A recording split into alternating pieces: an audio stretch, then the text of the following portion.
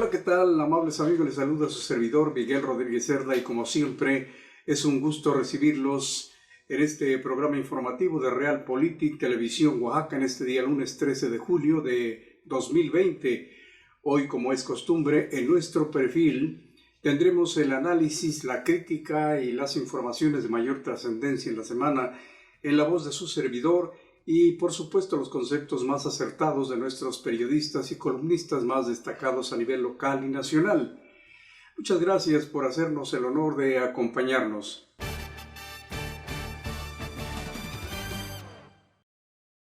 Bueno, pues se dispara la gráfica de la criminalidad en Oaxaca. Fueron identificados plenamente los restos de otro de los estudiantes del caso Ayotzinapa. Se agudiza el peligro y las malas condiciones laborales para los periodistas en Oaxaca debido a la pandemia.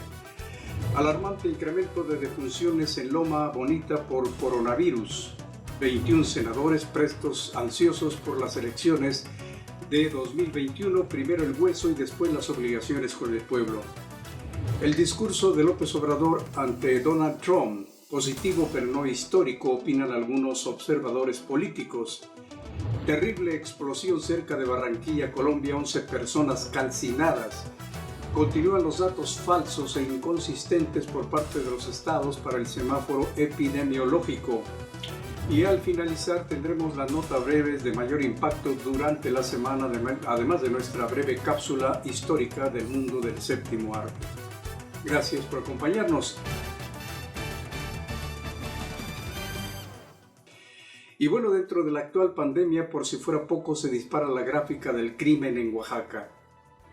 Al menos 250 millones de pesos invertidos para la seguridad pública están frenados por completo. En la entidad oaxaqueña están los policías peor pagados del país. Los delitos de alto impacto, como son los homicidios dolosos, feminicidios y secuestros, están a la orden del día, además de ser Oaxaca el cuarto estado en donde mayor porcentaje de empresarios han sido víctimas de delitos. Así pues, la seguridad pública en el estado continúa degradándose en una estrategia de combate poco efectiva, sin planeación adecuada, sin conocimientos profesionales de quien la realiza. En este sentido, tanto organismos empresariales como la Coparmex y organizaciones de la sociedad civil dan cuenta de la falta de estrategia en materia de combate a la inseguridad que se eterniza cada día en los ciudadanos oaxaqueños. El doloroso escenario que se muestra en Oaxaca, de acuerdo con las estadísticas, se agrava en 3 delitos de alto impacto como son los asesinatos, feminicidios y secuestros, mientras en los primeros 5 meses de 2019 se reportaron 29.9 homicidios por cada 100,000 habitantes. En el presente año 2020 subieron a 32.3. Desgraciadamente, Oaxaca se encuentra entre los 14 estados que reportaron un incremento considerable en el número de asesinatos. A nivel nacional, los datos del Secretariado Ejecutivo del Sistema Nacional de Seguridad Pública, las víctimas registradas por homicidio aumentaron de 14.576 en 2019 a 15.016 en 2020. La tasa de secuestros en Oaxaca se incrementó oficialmente, sin embargo, este delito tiene también un grave subregistro, es decir, que de cada 10 casos, 7 no están contabilizados, lo cual resulta también grave. Y como ya se ha mencionado anteriormente, a pesar de la alta incidencia delictiva, el estado de Oaxaca cuenta con los policías peor pagados de la República y por añadidura el 86% de los elementos nunca han recibido un estímulo por su labor y este rubro coloca a Oaxaca también entre las 5 peores entidades del país.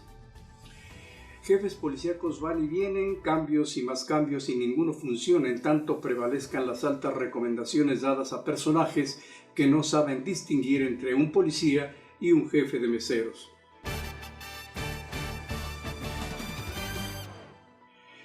Después de una serie de embrollos en las investigaciones, de inconsistencias y de jueces con anemia jurídica, apenas hace pocos días fueron encontrados e identificados los restos de uno de los estudiantes masacrados en Ayotzinapa, de nombre Cristian Alfonso Rodríguez Telumbre.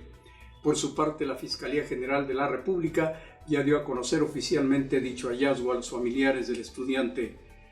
Omar Gómez Trejo, titular de la unidad para el caso Ayotzinapa, reveló que uno de los restos óseos encontrados en una barranca de la población de Cocula fueron enviados a la Universidad de Innsbruck, en Austria, y una vez que fueron analizados se comprobó que correspondían al mencionado estudiante.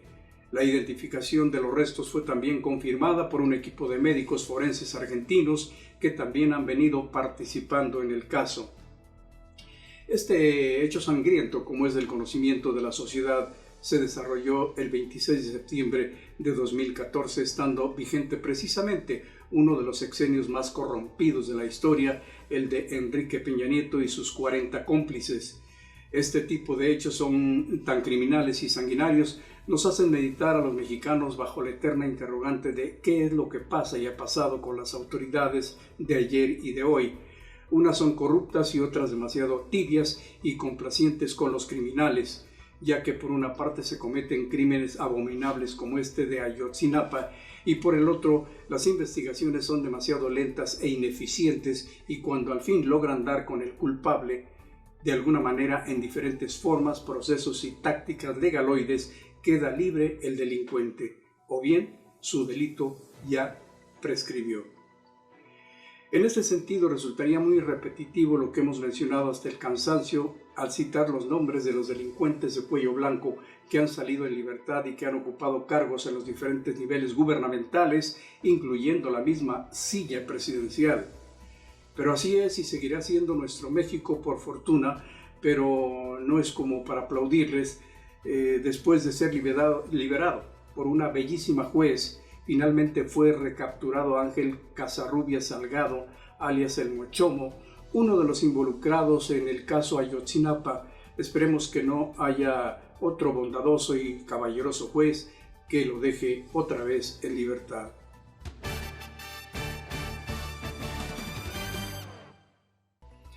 En otras informaciones, la triste realidad que antes de la pandemia vivían los periodistas de la entidad oaxaqueña, por supuesto que no era del todo alentadora. Las precarias condiciones laborales, tanto en la prensa como en la radio, la falta de una seguridad social auténtica, bajos ingresos económicos y sobre todo la violencia y las agresiones a su profesión, eran los desafíos que debían sortear para ejercer el derecho a la información pública. La pandemia por el COVID-19 que ensombreció al mundo entero los afectó directamente al ser considerada una de las actividades indispensables, pues por una parte se debe lidiar para conseguir información veraz dentro de un ambiente lleno de peligro de contagio y por la otra el poder subsistir ante la crisis económica que se agudizó en las empresas, llevando a unas a reducir salarios y a otras a retrasar sueldos y, lo que es peor, recortar personal y trabajar sin ningún derecho laboral. Una de las medidas que se implementaron en los medios impresos de mayor circulación en Oaxaca es el llamado home office o trabajo a distancia, por lo menos para los reporteros, medida que en este caso también un servidor de usted ha tomado. A mediados de marzo dejamos de asistir a las instalaciones, nos confía Tomás Martínez, periodista judicial y de uno de los diarios de mayor circulación en la entidad. Por el tipo de información que cubre, ha tenido que extremar las medidas de seguridad. Al inicio, cuando comenzó a cubrir la información con el COVID-19, le reclamaron el por qué alarmaba a la población y preguntaban en dónde estaban las fotos de los muertos, y es hasta ahora que lo están creyendo muchas personas a las que ya les atacó incluso esta enfermedad.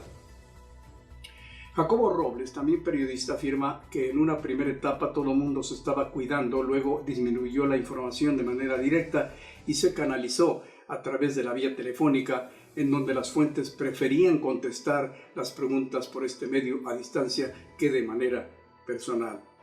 La labor periodística en el estado de Oaxaca es de muy alto riesgo y de muy baja remuneración.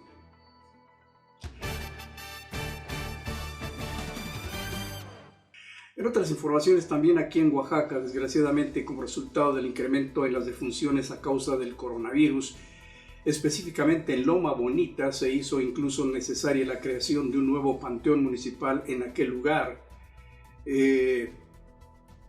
Pero pues no obstante que Oaxaca anunciara con determinación que el semáforo se encontraba en naranja, Por el contrario, en esta población de la cuenca del Papaloapan, la epidemia del COVID-19 se recrudeció temerosamente, lo cual obligó a las autoridades a tomar nuevamente medidas extremas, como es el cierre de la actividad económica durante 8 días a partir de la semana que concluyó y parte de la presente. El nuevo cementerio, que fue necesario por el número de fallecimientos, ha sido adecuado en 3.5 hectáreas como una medida de emergencia. Es importante mencionar de que en los primeros 5 días de este mes de julio, el citado municipio, que se identifica por ser importante productor de piña, acumuló 22 defunciones hasta hace 5 días. La situación se ha venido tornando grave en esa localidad productiva si tomamos en consideración que solamente en el mes de junio, Loma Bonita registró por COVID-19 40 defunciones. Esperemos que esto vaya disminuyendo en aquella hermosa población para bien de nuestros paisanos ahí radicados.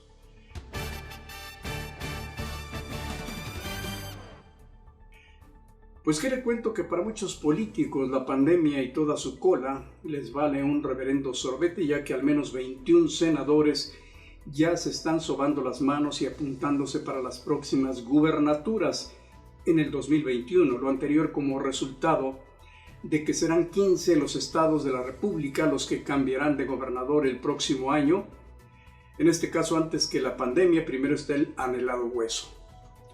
Además de los comicios federales para renovar la Cámara de Diputados, el próximo año habrá elecciones para elegir gobernadores. Ante esta situación tan brillante, también rondan como leones enjaulados, yo diría más bien como coyotes hambrientos, los dinosaurios de piel de pergamino de política obsoleta, polillada y añeja y prófugos del Parque Jurásico, esperando a ver quiénes de sus bebés que han propuesto resultan ganadores para ir tejiendo los hilos del manipuleo. Estos tatas de la política ya debían retirarse y dejar descansar por un rato al sangrado presupuesto del que han succionado la ubre durante décadas enteras. Entran jóvenes y salen ancianos. Solo andan brincando de un hueso a otro en la bolsa de trabajo que tiene su propio partido. Podría darle a usted los nombres de los precandidatos que ya suenan y sus respectivos partidos, pero créame que no es mi deseo que al terminar esta nota se quede usted completamente dormido. Básteme decir que los partidos actuales o actuantes son, como siempre, el PAN, el PRI, el PET, Morena, PRD y MCista, y por ahí un despistado independiente. Solo fomentemos la esperanza de que quienes salgan electos actúen con honestidad para bien de sus estados y no de sus bolsillos.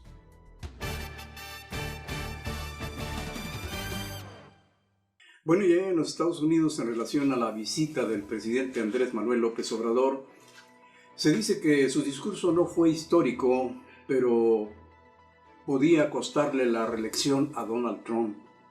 Así pues, y una vez concluida esta visita, el resultado del encuentro es de puntos de popularidad para López Obrador en un momento muy difícil en la sanidad y la economía para México, mientras que para Trump significa colocar más peso a la desventaja que tiene ante su oponente Joe Biden y de esta forma perder la reelección en noviembre. Para el caso mexicano, el gobierno federal tratará de mostrar una imagen pública de una visita de Estado exitosa y en la cual el discurso de López Obrador ha sido el de un gran estadista conocedor de la historia, la política y la economía. Sin embargo, de acuerdo a nuestros especialistas, es necesario poner en contexto adecuado el discurso del presidente de México en Estados Unidos, el cual ha sido bueno, pero no excepcional, ya que comienza señalando puntos claros como la dignidad y la soberanía, pero finaliza con demasiados halagos a Trump, los cuales no son necesariamente ciertos. Por lo que respecta a la parte económica, se genera mucha confusión, ya que se hizo mención de cifras para justificar el nuevo acuerdo de comercio. Se habla de las cadenas de valor y sus beneficios a la región, sumado esto a la necesaria integración comercial con mayoría de insumos de esta zona del mundo. Los especialistas afirman que todos estos temas están mucho más cercanos a un modelo neoliberal, de lo cual ha renegado siempre López Obrador, por lo que de nueva cuenta surge la duda sobre si está o no a favor de esta doctrina económica o solo se trataba de complacer en el discurso. En fin, la mejor opinión la tiene usted.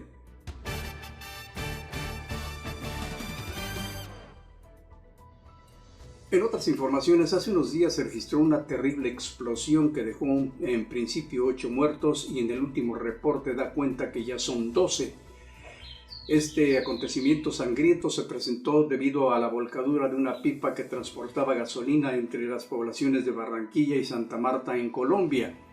Poco después de haberse volcado el vehículo, de inmediato fue abarrotado por numerosos lugareños quienes, tratando de saquear el automotor cisterna, no esperaban que unos segundos después ocasionara terrible explosión, generando por los miles de litros de combustible que traía el camión. En el lugar de los hechos quedaron carbonizados al menos 7 de las 11 personas fallecidas en el momento, además de cerca de 50 heridos que fueron trasladados a los diferentes hospitales. Las escenas fueron realmente escalofriantes.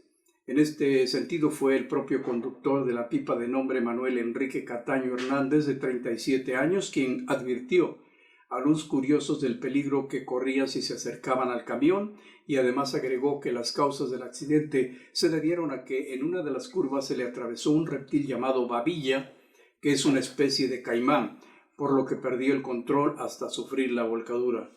Yo les dije que tuvieran cuidado porque era riesgoso acercarse, pero no me escucharon, dijo el conductor. Con este hecho, México recuerda la terrible explosión generada en el oleoducto en el estado de Hidalgo, hecho en el que, en circunstancias similares, gentes que se dedicaban al huachicoleo fueron también víctimas de una terrible explosión que en esa fecha arrojó un saldo de 137 personas muertas y una gran mayoría calcinadas en el mismo lugar de la conflagración.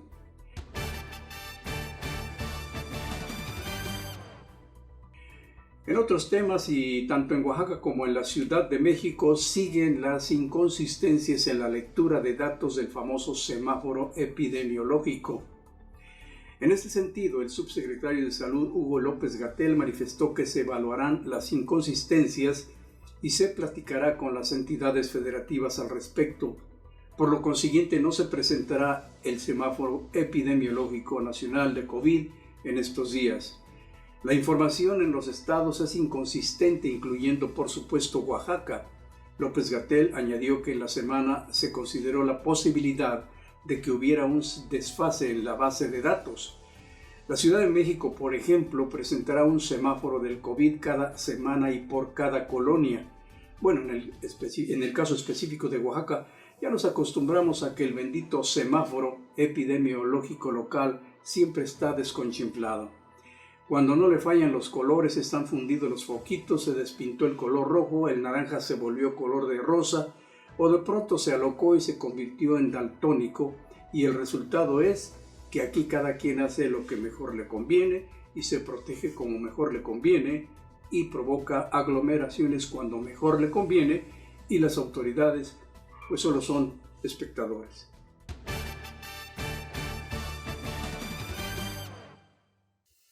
Veamos ahora las notas breves que causaron mayor impacto durante la semana. El subsecretario de Salud, Hugo López-Gatell, expresó que la pandemia del coronavirus es casi seguro que continúe hasta el mes de abril del 2021 debido a la llegada de la influenza, que ocasionará un repunte de casos. El gobierno de Donald Trump ha iniciado ya el proceso legal para separarse de la Organización Mundial de la Salud, según lo anunció el senador demócrata Bob Menéndez. Los laboratorios Sinovac de China iniciaron ya el proceso final de ensayo para la elaboración de la vacuna contra el coronavirus. Otro de los laboratorios que van a la cabeza son el AstraZeneca, BioNTech y Pfizer. Ruegue usted a Dios que sea pronto. César Duarte, exgobernador de Chihuahua, ya fue capturado por autoridades norteamericanas el pasado miércoles en el estado de Florida. Ahora procederá el trámite de extradición para que sea juzgado en México. Duarte llevaba 3 años prófugo y tiene al menos 11 órdenes de aprehensión por peculado. Sin embargo, su abogado defensor aseguró que se está haciendo leña del árbol caído al acusar a este noble angelito. Y al parecer llega el valor agregado de la pandemia del coronavirus, pues ahora surge una más que se denomina Naegleria fowleri, que es una ameba microscópica que puede infectar y destruir el cerebro, de acuerdo con las últimas investigaciones del Departamento de Salud de Florida. Este virus se encuentra típicamente en concentraciones de agua dulce templada, como pueden ser ríos, lagos y estanques. Veamos ahora nuestra interesante breve cápsula histórica en el mundo del séptimo arte. Para los amantes del cine, el nombre de Roman Polanski, de origen polaco, es uno de los más destacados directores de cine y guionista, reconocido como uno de los cineastas más importantes de la segunda mitad del siglo XX y principios del XXI. Desgraciadamente su vida ha estado manchada de serios y trágicos acontecimientos. El más terrible se presentó cuando una secta siniestra comandada por un criminal de nombre Charles Manson asesinaron con arma blanca y de fuego a su esposa, la actriz Sharon Tate, embarazada de 8 meses, y a 4 personas más. Roman no se encontraba en ese momento en casa. Antes de retirarse, los criminales dejaron escrita con sangre la palabra pig, cerdo. A Sharon le asestaron 16 puñaladas exactamente en su vientre. La casa de los Polanski fue derribada en 1994. Después, Roman Polanski fue acusado de violación. Esta fue una breve cápsula histórica en el mundo del séptimo arte.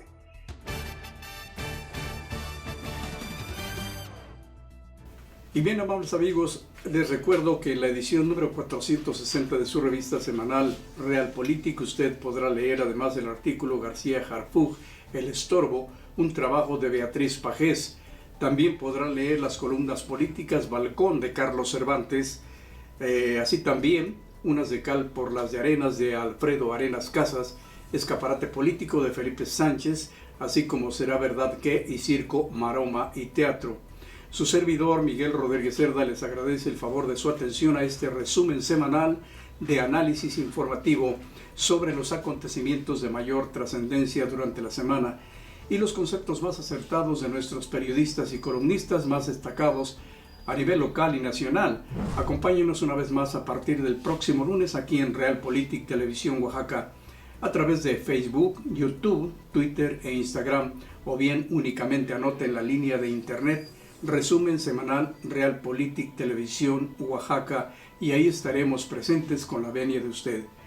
Cuídese mucho, siga las medidas de protección de sanidad por el bien de su vida y la de los suyos.